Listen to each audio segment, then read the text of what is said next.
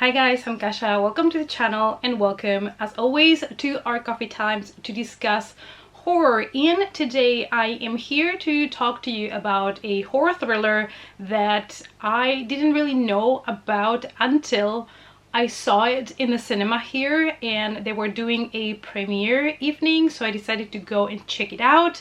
And boy oh boy do I have thoughts. So I am here to talk to you about Speak No Evil. It's coffee time. Like I said, this was such an unexpected release for me. I just basically saw the premiere at the cinema here and decided to book my ticket and go and watch it without many expectations. I really didn't know what I was gonna get, and sometimes those are the best movie experiences. Also, quick update on the Black Phone. It's finally gonna come out here on the 28th of July. So after I have seen 300,000 different trailers, I basically already have seen the movie. But I'm still gonna go and watch it as soon as it comes out here. I believe Speak No Evil is a movie that is going to be distributed in the US by Shudder. I do think it's still coming out in July, if I'm correct. So hopefully you guys are, able to check it out as well if you're interested in what I'm about to say. And as always, this review is going to be spoiler free. This is a slow burn thriller directed by Christian Tafdrup, and it is quite a slow burner. It takes some time until we get to the good juicy parts, and it is all about a Danish family that basically befriends a Dutch family over a holiday, and they start kind of a friendship, you might say, but things go south at some point. So my take on this movie is don't talk to strangers, which is a theme that it is really recurrent in horror movies, both directed to children, not talking to stranger, but also we see now more often also adults not talking and engaging with strangers, because in a lot of horror movies there is characters that make friends and we think it's going to be great, but we all know that that friendship is going to be actually our demise. On a vacation in Toscana, a Danish family instantly becomes friends with a Dutch family. Months later, the Danish couple receives an unexpected invitation, and it doesn't take long before the joy of reunion is replaced with misunderstandings. So we have two families that are on holidays in Italy enjoying their life, and they both have kids, so they're staying at the same resort and they start some sort of friendship and they decide to kind of keep in touch. And at some point, the Danish family receives a postcard from the Dutch family asking them to come over if they want for a weekend so that the kids can play again and they can catch up, so the Danish family is really excited. They are a little bit bored with their own lives and they think it is a great thing to do, to go just jump in the car and go visit their friends from that holiday.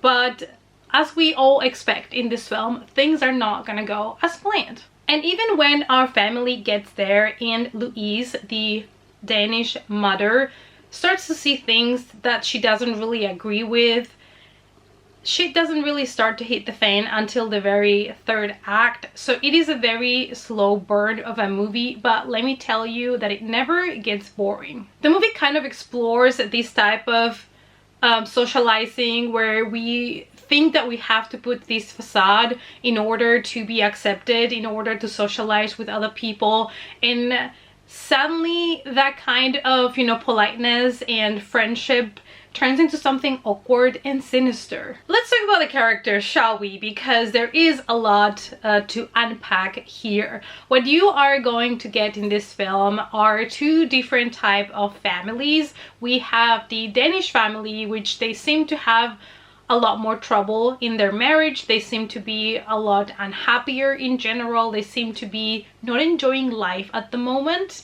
And you have the Dutch family that it is enjoying life and just going with the flow, and they seem a lot more open and a lot happier. And I have to say that all the main cast here, all four actors that played the two families, were absolutely fantastic.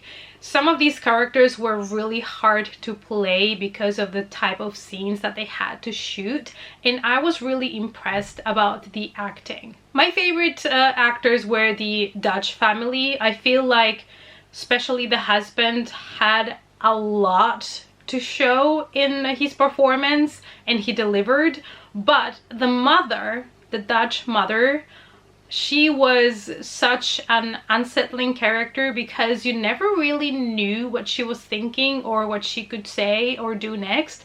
So I feel like she was in a way my favorite character. There is kind of like a sense of duality when it comes to the languages our characters speak and the way that they behave. So our characters speak English between them, but the Dutch family speaks Dutch between them and to their kid, and the Danish family speak in Danish between them and to their kid. And you can see a shift in the characters' mood, in the characters' actions when they are speaking their own language or when they're speaking English. And I thought that was so smart, and that was so realistic as well, because when you're speaking your own language, I feel like that's when you're your most comfortable and when your full personality comes through, especially if you're not used to speaking, you know, a secondary language like English for a lot of people so often. So I really enjoy that. So bear in mind that this is a movie that you're going to need subtitles for. I feel like if you do not watch this in original with subtitles, you're going to be missing out. And also, honestly, I don't know how you can dub this without basically destroying the whole movie. So hopefully you guys get to see it in original. And it is interesting to see the relationship between the families because their interactions are so you know, polite to the point where it gets a little bit uncomfortable. Most of their conversations are so awkward. You feel the awkwardness is really there, and it is just so interesting how it is portraying how society is making us sometimes behave. You know, like you have to be socially correct, you have to follow these standards, and you have to be polite no matter what the other person is saying to you. And that is a little bit brought to the extreme, I guess, in this film to cause that effect. And it does make you feel really awkward. At times this movie is going to make you a little bit upset because some of the characters' decisions are a little bit stretched, and there are decisions that we as viewers know are probably the wrong decision.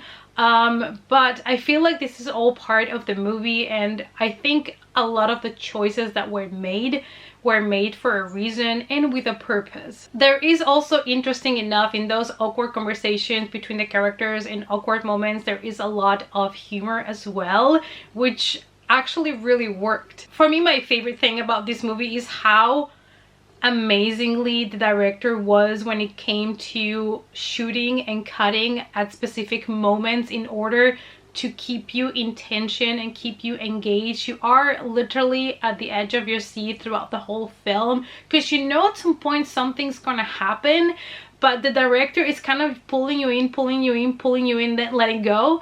And it's just so tense, and I think that they did such a good job. It is not easy nowadays to create a thriller that is actually creating that tension, giving you that thrill, and I feel like this movie really accomplished that. And it can be that that is also something that makes you uncomfortable because the director is putting you through a lot of moments that you don't know if you should be laughing at this point or not, because apart from all of those tense moments, there is these scenes where you find yourself laughing or smiling even though you know it's wrong because what's happening is actually terrifying, but it is done in a way that is almost funny. And I actually really love that balance between humor and something really dark happening. And I feel like when it comes to the cinematography and the compositions, the movie really shines when the movie finally takes a turn and something actually disturbing happens.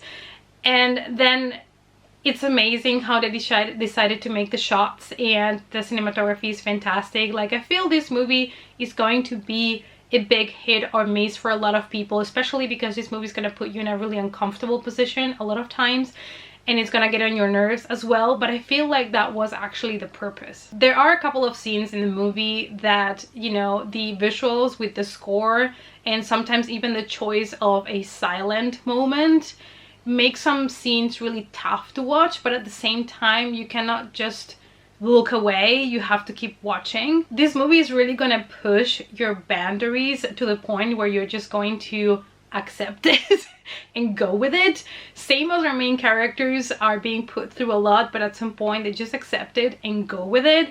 Is really interesting. I feel like this is a movie I probably would not rewatch because of how harsh it is at times.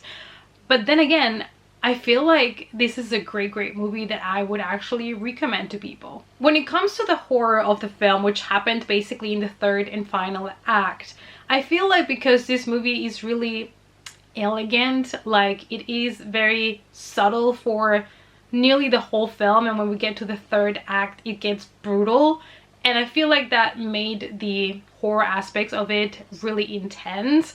I would say more than a horror, this is a thriller with horror aspects to it. This is a movie that I have to praise, not for the horror but for the build up of that tension that I was talking about. I think that that is genius and that is super effective, and this is a movie where the horror aspects, if you may, is just gonna start creeping under your skin. It's just gonna start building up, and when you get to the third act it gets really brutal, and it gets to the point, like I've said before, that it gets a little bit uncomfortable to watch. But I felt like that was a very much expected and needed release at the end after building up all of the tension. The only thing is that when you get to the end, when you're getting to that third act, of course, because things have been building up, there are certain expectations, and you could say then in a sense that the movie was predictable, or the ending was predictable, because it is something that you are kind of expecting to happen in this film. But that did not bother me at all, because I feel like the movie did a great job with being a thriller full of tension and also giving me some disturbing horror at the end. It is a really slow burner, so keep that in mind. Like I said, this is a movie that builds up for the first 2/3 of the movie, but I did have a good payoff for me. I know a lot of people are not gonna be happy with how things end or things are resolved at the end, and I totally get it, because I feel like this is a movie where when you get to the end you don't have perhaps a full closure. You might have wanted something else, but that's also something that I appreciated from this movie, that they just got to the end and you felt a little bit raped. And that is exactly how I felt, and I feel like that was the point of the film, to make you feel upset, and they managed to do that. So at the end of the day I decided to give this one a 4 out of 5 because I really enjoyed it. And I feel like if you're someone that likes the movie Funny Games or The Strangers, you might enjoy this one. Especially The Strangers is a movie where also things are not really explained, you don't really get closure, so you know, maybe if you didn't mind that ending you might enjoy this one as well. If you decide to watch this movie, let me tell you, you're not going to be able to forget those last 15 minutes of the movie. They are brutal, the violence is brutal and raw, and it might be something frustrating as a viewer because, like I said, you don't really get closure, but this was such a good movie in my opinion. As a thriller horror movie, it managed to do what it had to, and I don't see many thrillers where I am really so engaged and so expecting something to happen, and I really was in tension and time flew by. Like, I was watching the movie and I was so engaged and I was so into it that when I realized we were already at the end.